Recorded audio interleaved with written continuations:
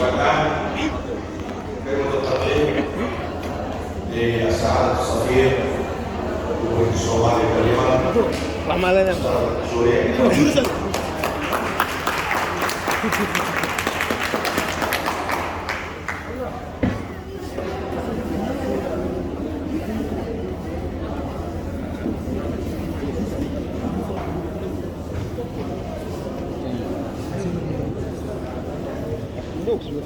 السلام عليكم. أنا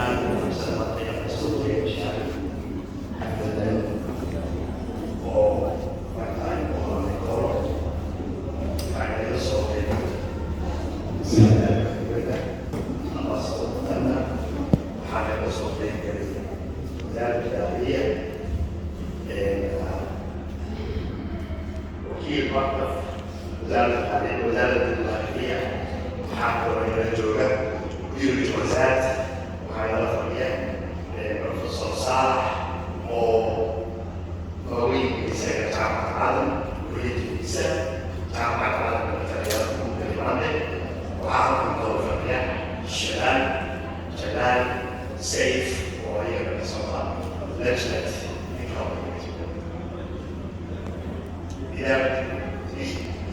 إدارة الشعبية وحكم التقنية تتكسر الكورة وهي دلوقتي وهي وحنا كما تعرف السويد ونكون محسنين حفل الموافقة.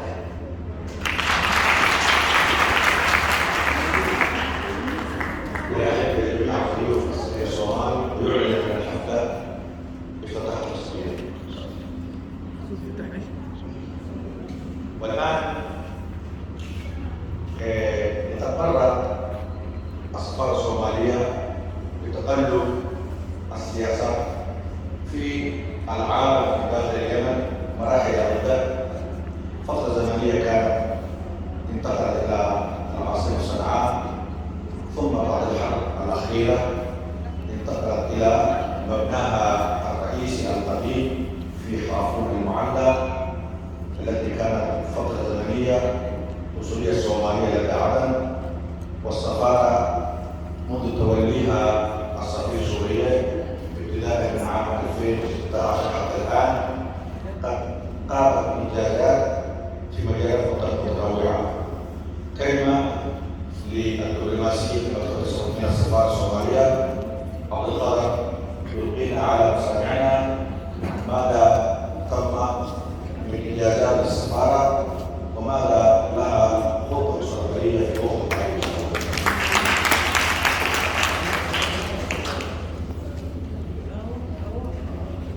بسم الله الرحمن الرحيم. السلام عليكم ورحمة الله تعالى وبركاته.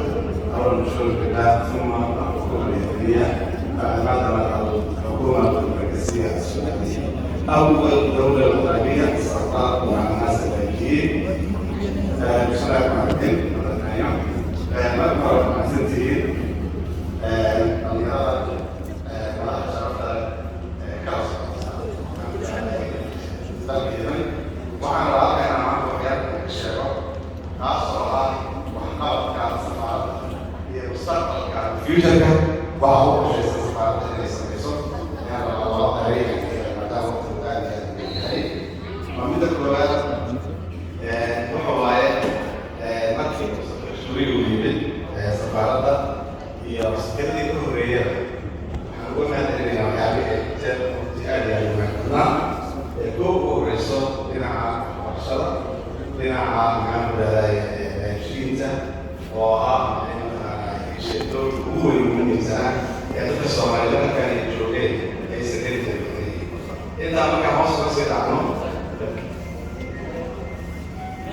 marka intaa marka hoos sida ano waxaa kale oo jira dhibaatooyin hayste jiga laajiinta dhibaatooyinkaas oo ay ka mid ahaayeen inaysan jirin dhaqdhaqaaq ama maxay dhaqdhaqaaqayso waxyaabahaas oo waxaan dhihi karnaa waxaa fuleeyey cabdullaahi xanshuuriya sida soomaalida yemen ayaa aad iyo aad u fuleeyey sidoo kale waxaa kale oo jirta ayadana inaysan jirin arday soomaaliyeed oo hesho waxbarasho waafi taasi waxaa hirgeliyey safiirka soomaalida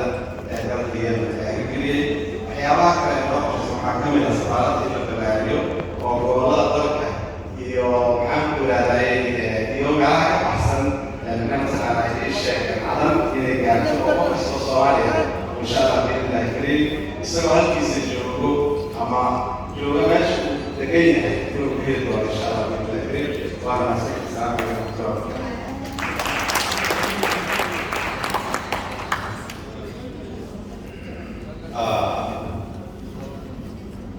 تواجد عدد كثير من الجالية الصومالية منذ الثلاثينات وتوافد لاجئين بعد الحرب الأهلية في الصومال في عام 90. تعتبر اليمن أول دولة عربية إسلامية قامت بترحيب اللاجئين في بلادها وبمرسوم رئاسي أن المواطن الصومالي يدخل إلى الجمهورية اليمنية بدون أي تساؤلات ومناقشات أخرى. فهذا مما أدى إلى اعتبار اللاجئين الصومال بعبارة اللاجئين بالوحدة الأولى يصل إلى حدود اليمنية البرية والبحرية والجوية يدخل إلى الجمهورية اليمنية، وهذا تعبيرا لمدى علاقة الأخوة بين البلدين.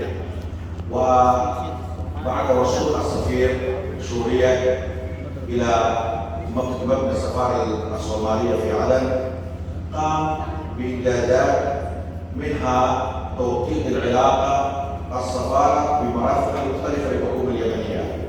قام بزيارات مختلفة ومقابلات لدى الأشخاص الذين تركوا السفارة واللاجئين في ارتباط وثيق مثل الجهات الأمنية، وزارة الداخلية، وحدة الأمن محافظة عدن، وزارة البحث، لأنه كان هناك عدد كثير من الصومال في تلك المراكز محجوجين بقضايا جسيمة أو غير جسيمة.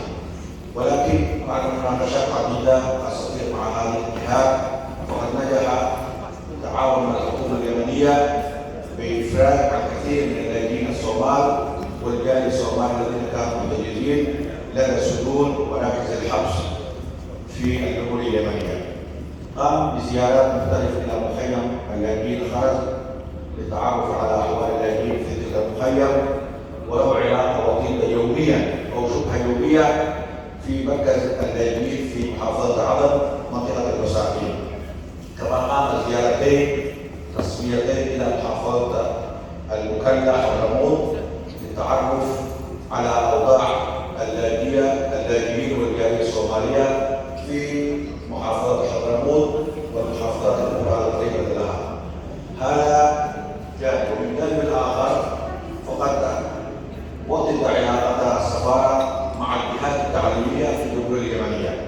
قام بعقد اجتماعات مختلفة مع الجهات التعليمية والمرافق التعليمية في اليمن في جامعة عدن، مما سهل لعدد كثير من الأبناء الصومال من الجالية أو اللاجئين للحصول على منح دراسية سنوية. ولدينا الآن أكثر من 100 طالب وطالبة يدرسون في مختلف الكليات في جامعة عدن بمنح رسمية من الحكومة اليمنية. هذا جانب. ومن جانب آخر وقد استطاع سفير الصومال مصر سوريا عقد اجتماعات مختلفة مع اللجان المجتمعية والمجلس المحلي في دار سعد، كون هذه المنطقة أكثر منطقة يتواجد فيها الجالية الصومالية واللاجئين، وقد ساهم في إيجاد حل الكثير من المشاكل التي كانت موجودة كانت تتعلق بالنظام الاجتماعي، مثل المجاري التي كانت أزمة موجودة في منطقة المساكين، ومشروع الإنارة التي كانت مشكلة موجودة في داخل المساكين. بالتعاون مع المنظمات المختلفة والمجلس المحلي والجالية المجتمعية فقد وجدت منطقة المساكين أن تصبح وقد وجدت فرصة لمكافحة تلك المشاكل. توجد في كل زقطوط من زقاطيط المساكين مشروع الإنارة الذي ساهم في الحد من انتشار السرقة والاعتداء التي كان يقومونها بعض الأفراد. هذا جانب. من جانب آخر فإن السفارة الصومالية نفسها كانت بناء هشة شبه هشة، ولكن السفير بالتعاون مع الحكومة اليمنية استطاع إعادة البناء للسفارة الصومالية في عدن منطقة الحافور، وهناك تعاون مستمر مع الحكومة رسميا في الوقت القريب المستقبل. الآن الفقرة النهائية.